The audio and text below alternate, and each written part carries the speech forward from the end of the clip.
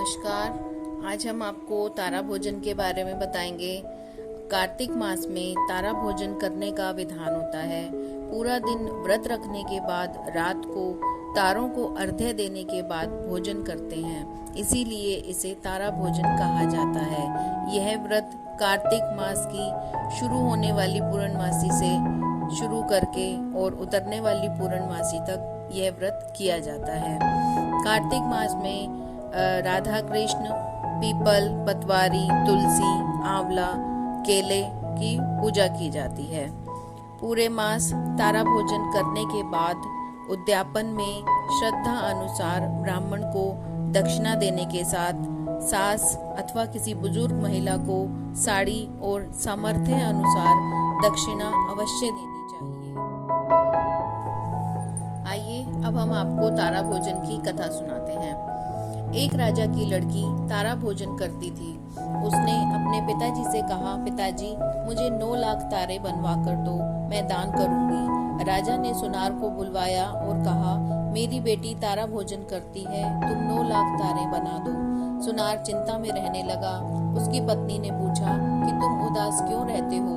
उसने कहा, राजा ने 9 लाख तारे बनाने के लिए कहा है, मैं कैसे बनाऊं? मुझे तारे बनाने नहीं आते। राजा जी की बात है, बच्चा कोलू में पिलवा देंगे। पत्नी बोली, इसमें परेशान होने वाली क्या बात है?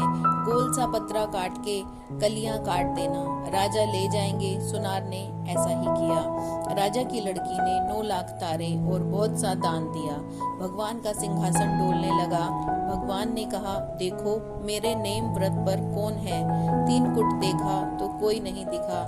चौथे कुट देखा तो राजा की लड़की तारा भोजन कर रही थी। भगवान ने कहा, उसे ले आओ, उसने व्रत किया है।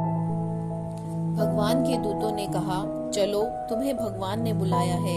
लड़की बोली, मैं ऐसे नहीं जाऊंगी, मैं तो सारी प्रजा को, उस सुनार को जिसने मेरे लिए तारे बनाए, जिसने मेरी कहानी सुनी, सबको अपने साथ लेकर जाऊंगी। दूत उसके लिए बड़ा विमान लेकर आए।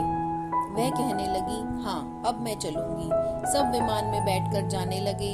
रास्ते में उस लड़की को अभिमान हो गया कि अगर मैं तारा भोजन नहीं करती, तारा भोजन का व्रत नहीं करती, तो सबको स्वर्ग कैसे मिलता? दूत ने उसे वहीं पर नीचे उतार दिया कि तुम्हें अभिमान हो गया है, इसलिए अब हम तुम्हें नहीं ले जा सकते। दूत भगवान के पास पहुंचे तो भगवान ने कहा, इन सब में तारा भोजन का व्रत करने वाली लड़की कौन है? दूत बोले कि हे भगवान, उसने तो अभिमान किया था, इसलिए हम उसे छोड़कर आ गए।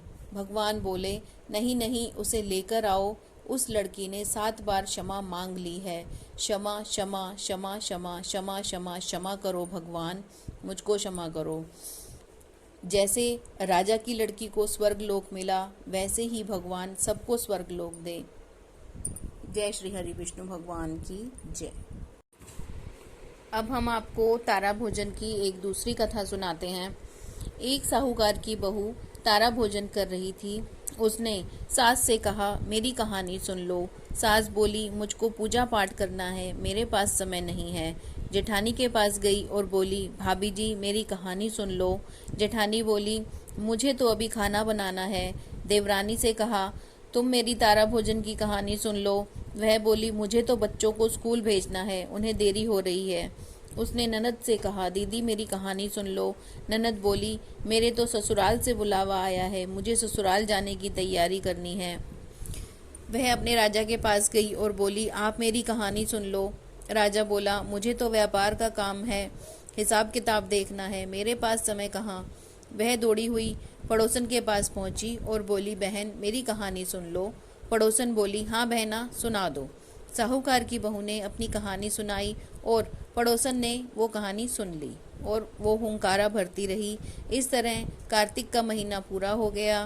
भगवान विमान लेकर जब आए, साहूकार की बहू विमान में बैठकर जाने लगी तो सास दौड़ी दौड़ी आई और बोली, बहू मैं भी तेरे साथ चलूंगी। बहू बोली, आप तो अपनी पूजा पाठ ही कर लो। जेठानी कहने लगी, मुझे भी ले चलो। वह बोली कि आपको तो खाना आदि बनाना होगा। देवरानी आई, वो बोली कि मैं भी चलूं। तब उसने कहा कि तुमको तो बच्चों को तैयार करना है, स्कूल भेजना है, तुम कैसे चल सकती हो। ननद आई और बोली, भाभी मुझको भी ले चलो। उसने कहा, ना दीदी, आपको तो ससुराल जाने की तैयारी करनी है, आप वही करो। राजा दौड़ा दौड़ा आया और बोला, मैं तो चलूं। वह बोली, नहीं जी, आपको तो कारोबार संभालना है, आप कैसे चलोगे। पड़ोसन भी आई और बोली, बहन मैं चलूं। वह बोली, हाँ बहना तुम चलो, तुमने ही मेरा कार्तिक का महीना पूरा कराया है, तुमने मेरी कहानी सुनी है पूरा महीना। दोनों विमान में बैठकर स्वर्ग जाने लगी। रास्ते में बहू को अभिमान हो गया। वह सोचने लगी, मैंने तो कहानी कही, व्रत किया, तब मुझे स्वर्ग का वास मिला। पड़ोसन ने तो ना व्रत किया ना कहानी कही, केवल मेरी कहानी सुनी, मेरे कारण इसे भी स्वर्ग मिला। भगवान ने उसे वहीं विमान से नीचे उतार दिया। तब वह पूछने लगी कि हे भगवान, मेरा क्या अपराध है जो आप मुझे छोड़कर जा रहे हो। भगवान बोले, तुमने अभिमान किया, इसीलिए तुम्हें छोड़ रहा हूँ। तुम फिर से 3 साल का तारा भोजन का व्रत करो, तब तुम्हें स्वर्ग मिलेगा।